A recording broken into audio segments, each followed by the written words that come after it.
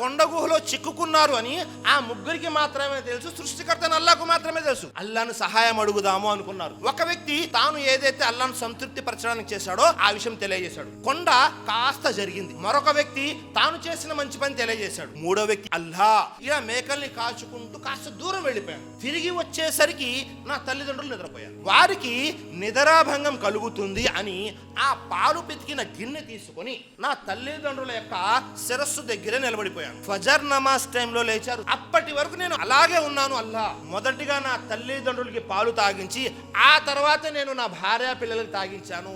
అల్లా ఇది కేవలము నీ సంతృప్తి కోసం చేశాను, నా యొక్క తల్లిదండ్రుల హక్కుల్ని నెరవేర్చాను అని అనగానే ఆ కొండరాయి కాస్త పూర్తిగా జరిగిపోయింది. సోదరులారా, తల్లిదండ్రులకు మనం సేవ చేస్తే, వారి హక్కుల్ని నెరవేరిస్తే ఖచ్చితంగా అల్లా పరలోకంలో స్వర్గం ఎలాగూ ఇస్తాడు, ఇహలోకంలో కూడా మనం ఏవేవైతే ఆపదల్లో చిక్కుకుపోతామో ఆ ఆపదల నుండి కూడా కాపాడుతాడు. సోదరు